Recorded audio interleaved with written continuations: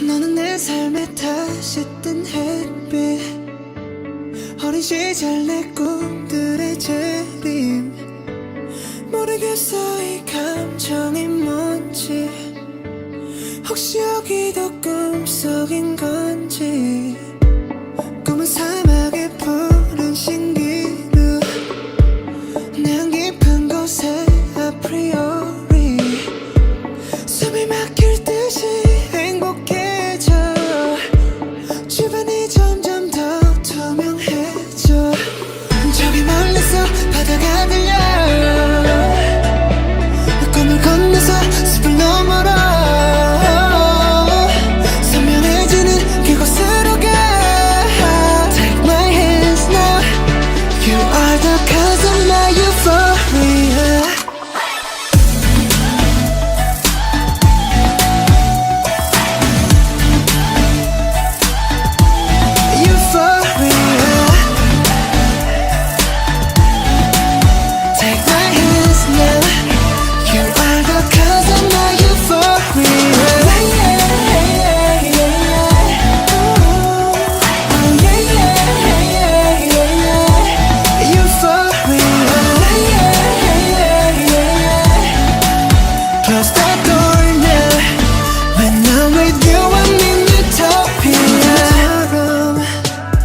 지워진 꿈을 찾아 헤맸을까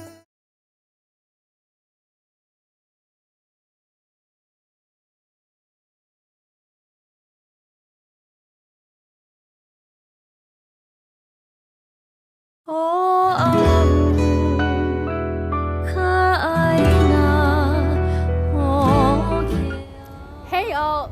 Wait. Hey y'all, my name is Journey Han. The date is January 1st, 2023, and today we'll be taking a walk through my popo's backyard. Let's go. It's like y'all, we're going this way. This is the backyard.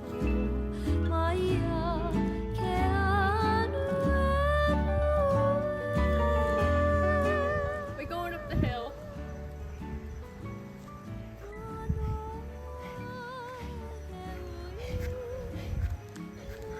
You okay? Okay. Let's go explore more of the yard. Surfing lessons. First stop is the stream. When I was a young child, my cousins and my sister and I would fish for crayfish.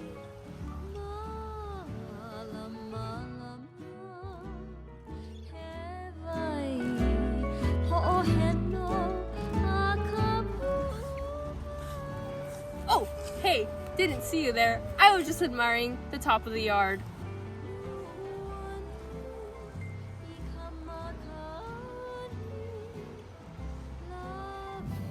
My favorite part about the yard is that I can do my cartwheels.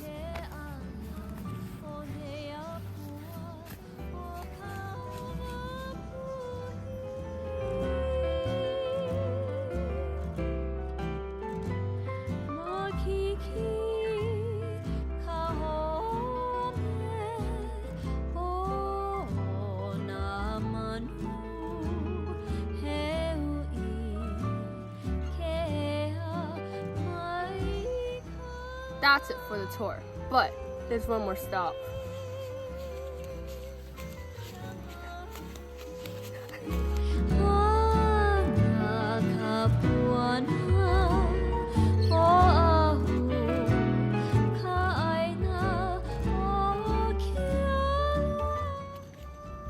Last stop is the rose bush.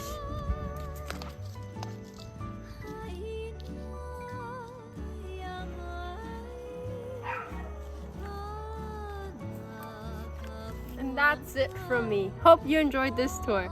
This is Journey Han from Honolulu, Hawaii, signing off.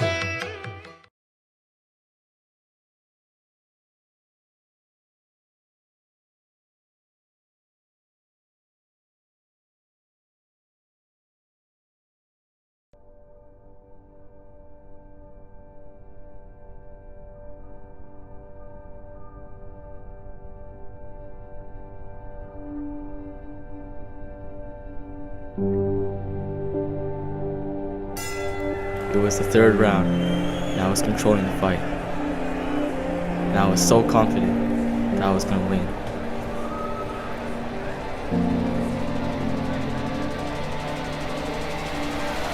Then, a liver shot. My whole body fell. My legs just became so numb, and my whole body just went down.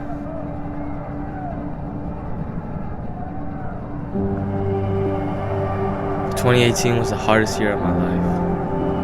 Around the time of the boxing match, I also found that my mom was diagnosed with cancer. That was probably the lowest point of my life, seeing my mom in so much pain. But I remember what my mom told me that day. Someday in your life, life's gonna have you backed up against the ropes. It's gonna hit you hard in the liver, and you'll fall down.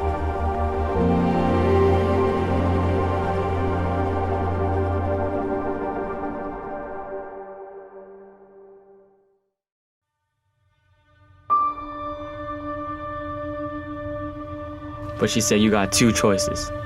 Either you stay down till the count goes out and lose, or you can choose to stand up and fight till the end."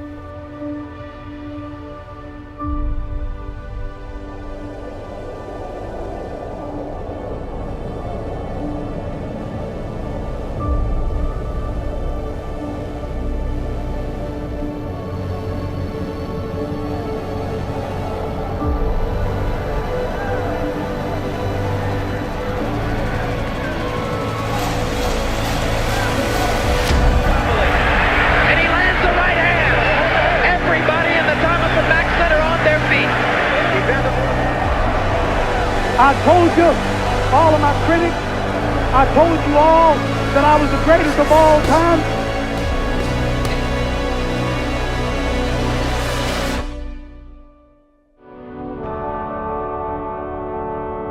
My mom's the strongest fighter I know. She's the one who taught me how to be resilient. Inside the ring or out, ain't nothing wrong with going down. It's staying down that's wrong.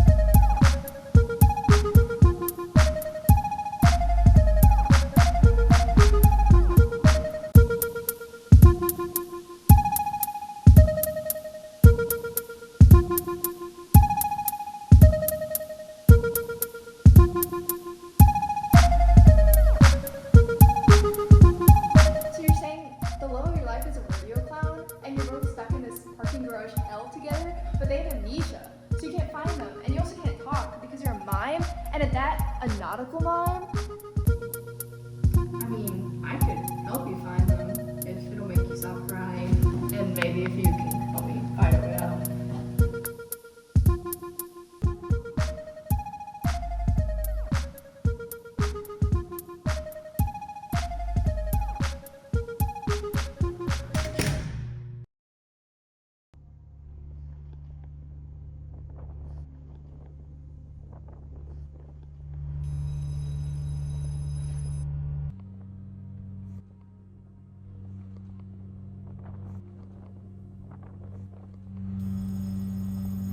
Howdy, partner. Do you know where we are?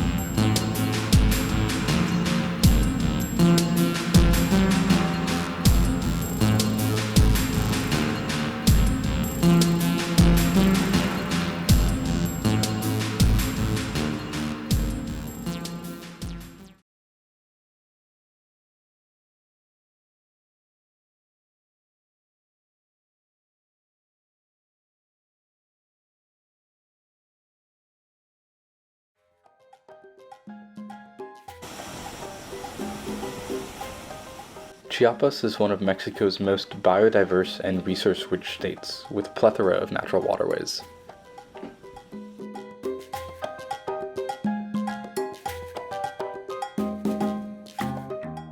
This summer, I worked with Cántaro Azul, a nonprofit based in Chiapas, in the city of San Cristobal de las Casas. Cántaro focuses on increasing indigenous communities' access to clean drinking water by developing independent water collection and treatment systems that are community-run. With the abundant water in Chiapas and San Cristobal, why would an organization like Cántaro be necessary? This story, unlike the water, runs deep.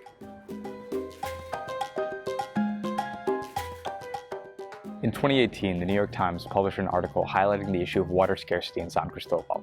Residents from all different parts of the city shared their troubles accessing clean water. Though climate change does offer part of an explanation, as the city's rain patterns have changed, it does not explain the totality of the issue.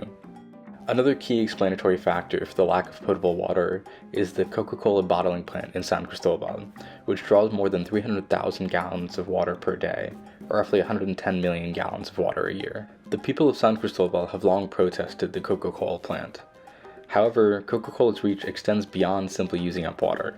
Advertising and the drink itself are ubiquitous. Then and now in San Cristobal, Coke is cheaper and more available than water. I had registered this as fact prior to my work there, but words on a page can only capture so much of a picture. Chiapas consumes more Coca-Cola per person than anywhere else in the world. Over 180 gallons per person per year. For comparison, the US average is 26 gallons. Coca-Cola's availability and actions in Chiapas have sparked a diabetes and obesity epidemic in the region, leading to a 40% increase in diabetes prevalence in the last decade, and more than 3,000 deaths annually. With all of this in mind, I was curious to see how San Cristobal has changed and been shaped by this issue. While in San Cristobal, I walked most places. to get water at the corner store, groceries at the market, to the central square, and of course, my daily commute to work.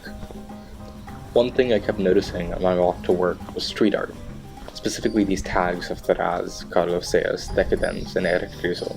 One artist whose work stood out to me as in pursuit of improving situations was Mr. Decadence, or just Decadence. His work focuses primarily on the relationship between Coca-Cola and the people of Chiapas in a variety of different mediums. In that way, his work intersects with both street art and water, and I sought him out during my time there. I had the chance to attend one of Decadence's exhibitions and meet him, though he declined to interview. The title of the exhibit was Nos roban el agua, or They're Stealing Our Water, with a subtitle No todo lo dulce es bueno, Not Everything Sweet is Good.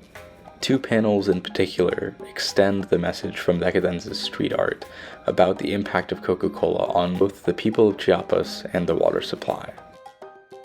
This panel uses a number of motifs that are common in Decadence's work. You can see this monster Coke bottle, the image of death, repurposing Coca-Cola advertisements to say something different.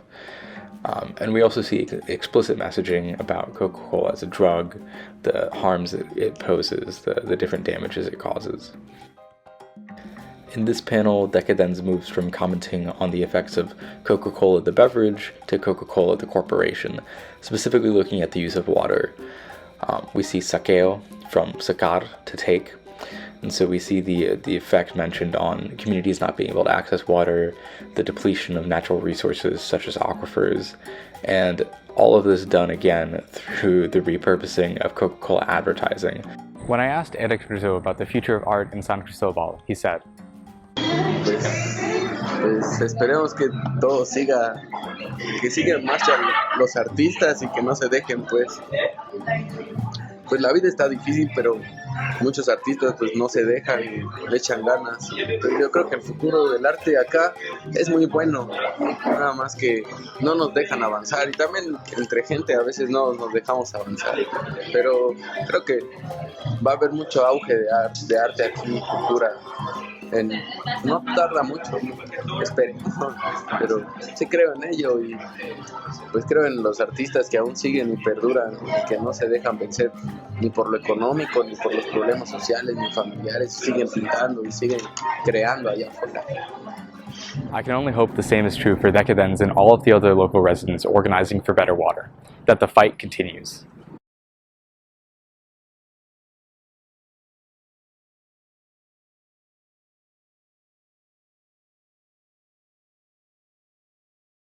Do you miss home? Where is home to you?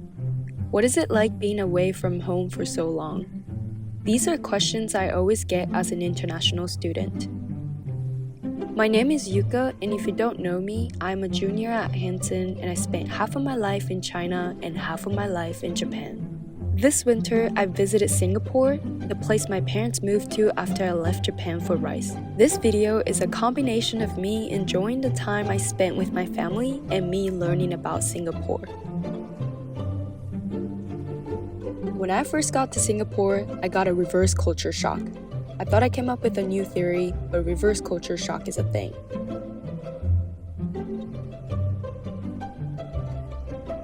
Underground metros are everywhere in Asia, and I can pretty much go anywhere for under $3. The system is well regulated, so I feel safe riding the metro by myself at night.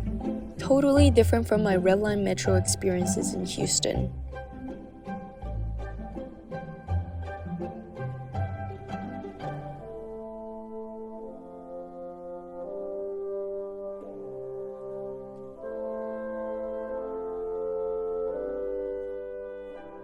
Additionally, there's a lot of stuff to do at night.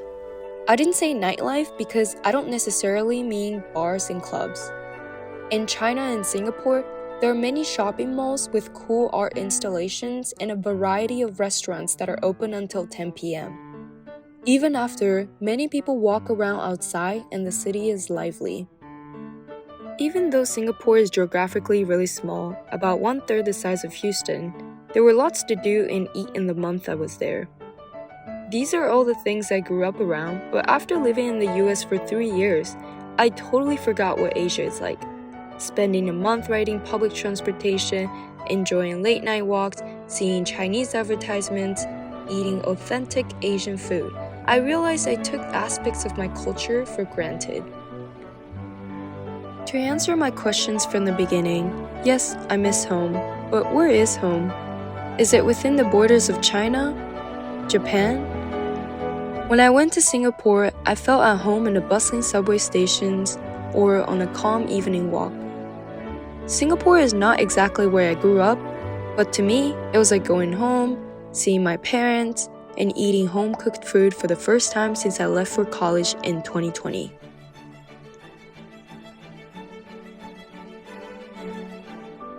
Being with my family reminded me that home wasn't a place, but a practice, a people.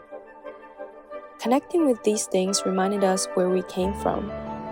So don't discount eating familiar cuisines, seeing the ones who raised you, or singing along to a song in your native tongue. There's more home in those things than 4 walls and a roof.